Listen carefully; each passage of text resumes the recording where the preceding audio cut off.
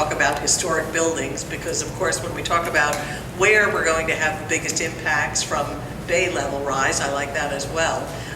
We see it's also the location where we have our concentrations of historic buildings. In the downtown area, along the waterfront, along the rivers, all of the most desirable places for people to live. And as I'm thinking about it, probably also where we have our richest prehistoric resources as well. So just to give a couple of thoughts about Florida and the impact of sea level rise here.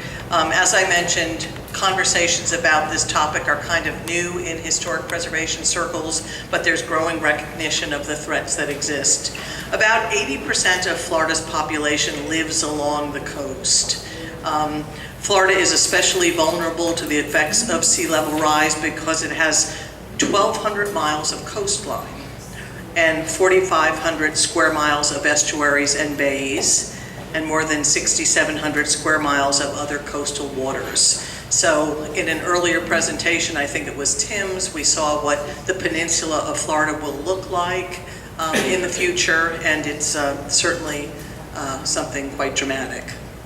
So there's actually been talk about sea level rise for quite a while. I was kind of interested to see this photograph, a picture of Rachel Carson's seminal work from 1952, where she talks about rising sea levels in a book entitled The Sea Around Us. It won the 1952 National Book Award for nonfiction.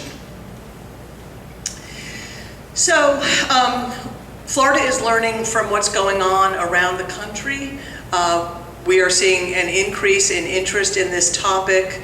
As I mentioned earlier this year, the Florida Trust for Historic Preservation hosted a workshop locally on historic preservation and building resiliency. As might be expected, work is being undertaken in Annapolis, Maryland, that's really focusing on the risks.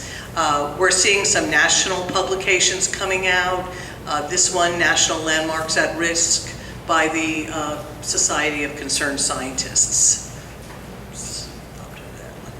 The National Trust for Historic Preservation Forum has been focusing on this, and there's been some popular new books as well, High Tide on Main Street, Rising Sea Level, and the Coming Coastal Crisis. So there's lots of material for those of you that are interested in learning more about these threats.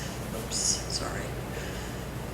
FEMA is also talking about historic property protection and cultural resource considerations, hazard mitigation planning, and giving some direction to local communities about how to proceed with these initiatives.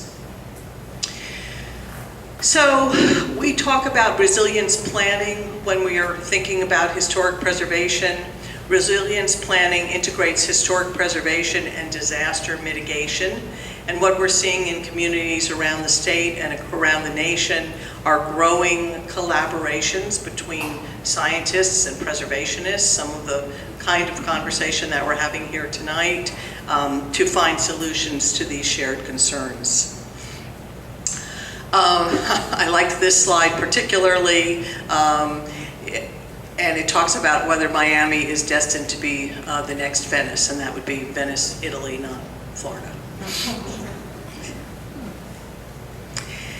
And here a picture that I think was also taken in Miami of a flooded parking garage, and the question about whether marine life will adapt to the new normal in the state of Florida.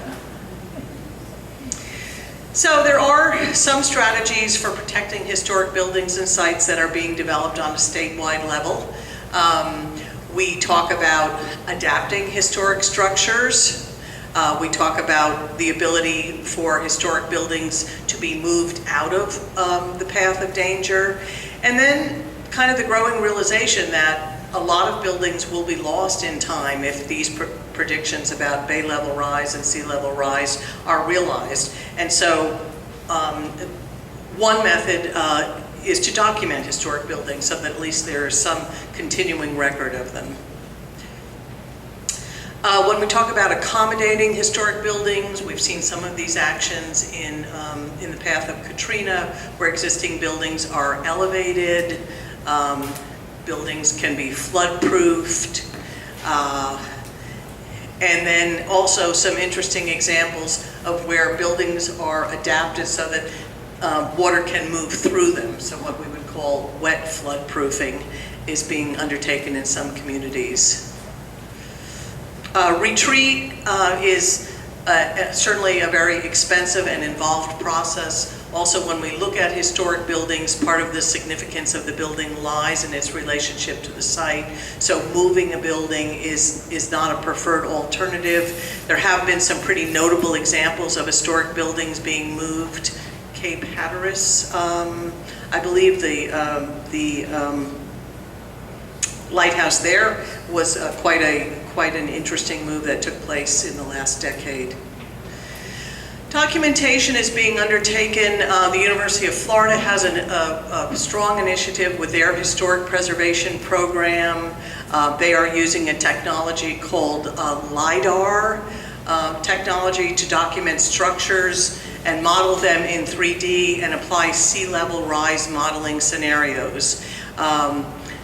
Professor Marty Hilton, who came here in February and is a member of the Florida Trust for Historic Preservation Board of Directors, has been leading this initiative.